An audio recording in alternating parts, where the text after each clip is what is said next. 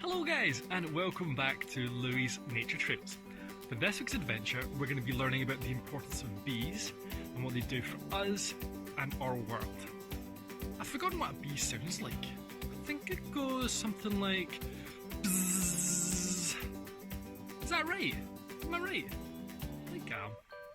Well, we're going to be learning all about bees, the different types of bees, where they live, and what they create.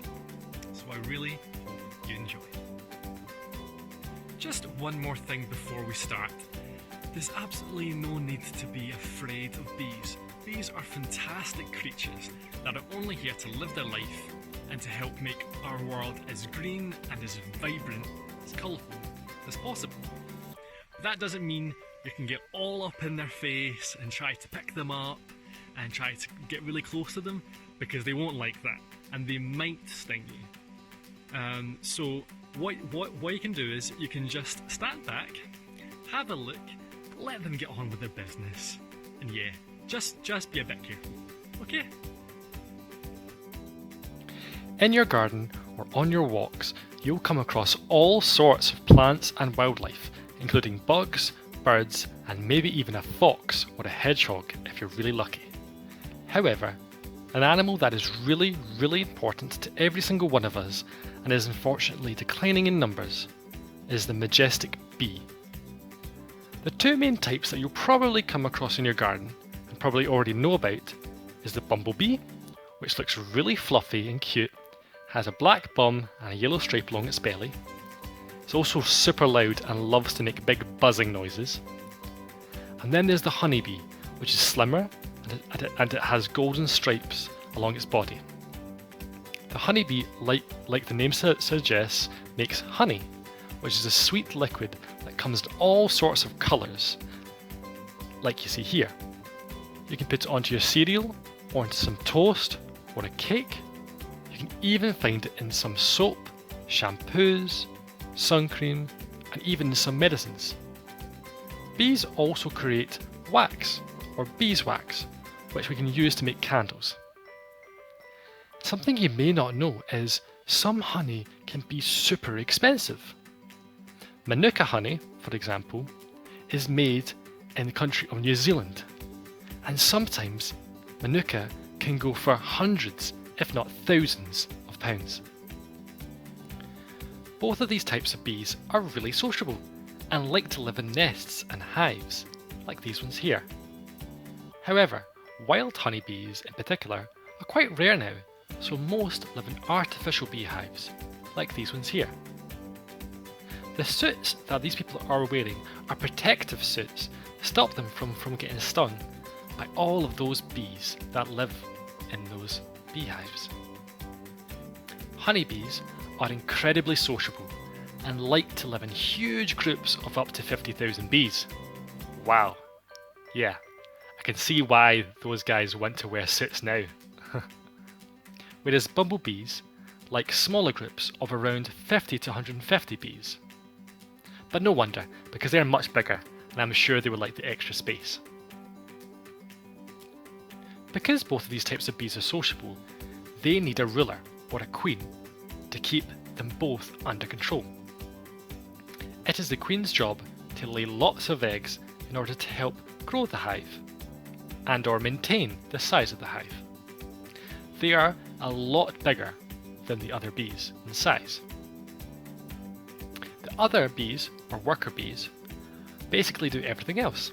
They fetch food for the baby bees, also known as larvae, and they help clean the hives and make it nice and tidy for their queen, because she's very picky and likes things a certain way.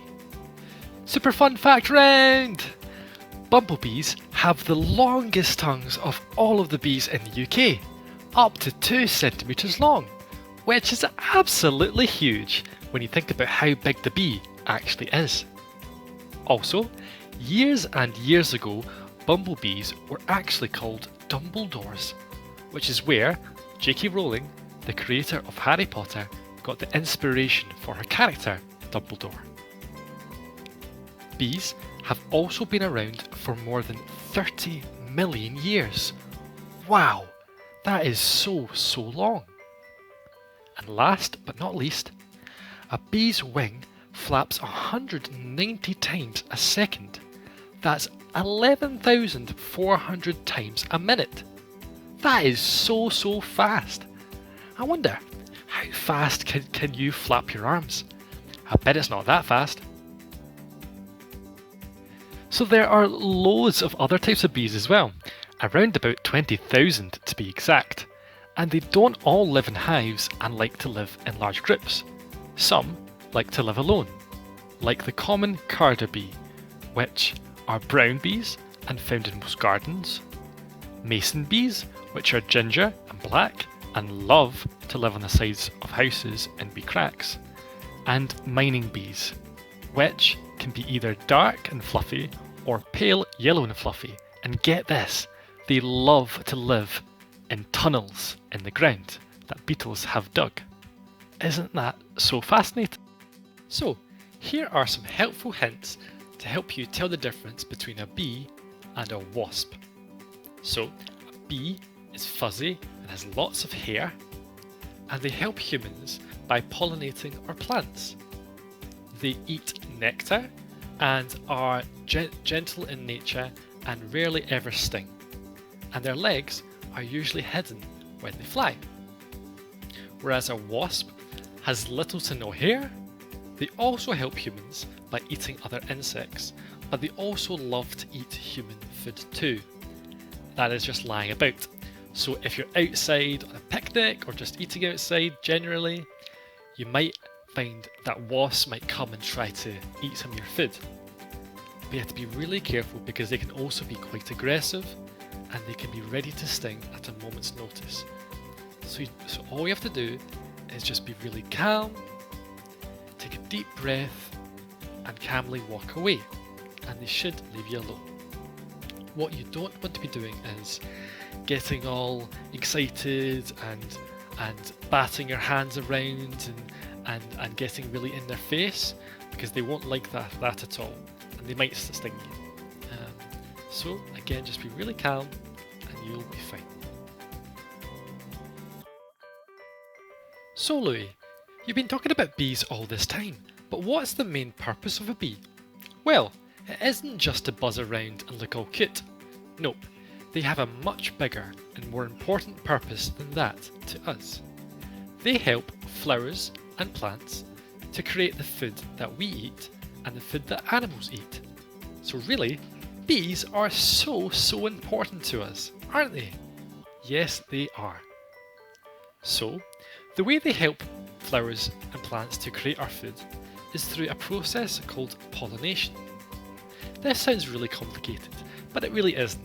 So I'm going to try and explain it in a really simple way, and hopefully quite a funny way too.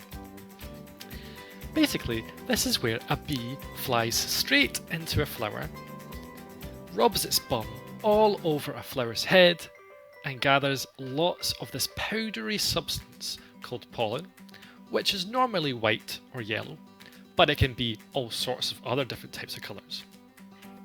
And it can look a bit like flour or sugar. The bee then travels to another plant and rubs her bum with all the pollen on it all over the other plant's head. Now, isn't that quite funny? Because flowers can't just walk about and do this themselves, they need bees to be there to do it for them. And that's why bees are so important. And as a reward, the flowers let the bees eat this sticky, sugary substance called nectar, which the bees absolutely love. So, the next time you see a bee in the garden or on your walks, you'll know that they are doing a really important job for us all.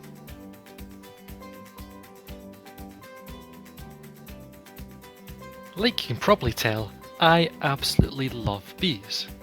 But unfortunately, wild bees are becoming less and less common in our gardens because of pollution from cars, rubbish being dropped, and from forests and flowers being cut down to make way for new houses and other buildings for us, humans.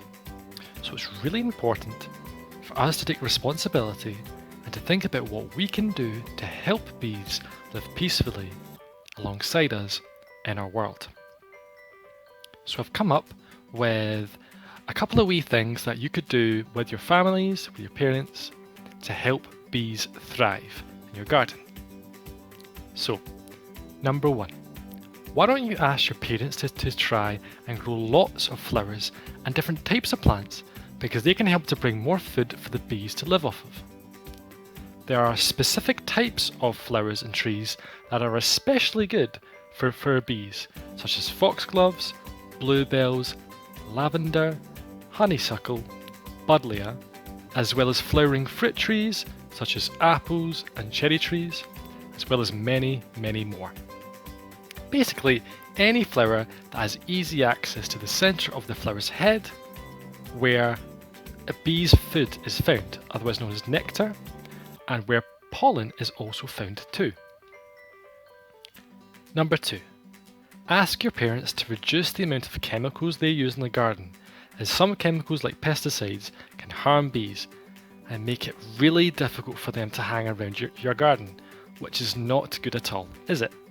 Nah, it's not. Number 3. It is so important to try and keep your garden as wild as you can, because there are so many weeds and wildflowers that we just get rid of, but they're absolutely essential to bees. Bees love them, like dandelions and clovers.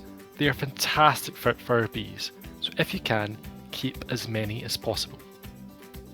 Number 4, make sure you have some easily accessible water around, because although you wouldn't think it, bees really need water too, and they can get really thirsty on warm days, just like you.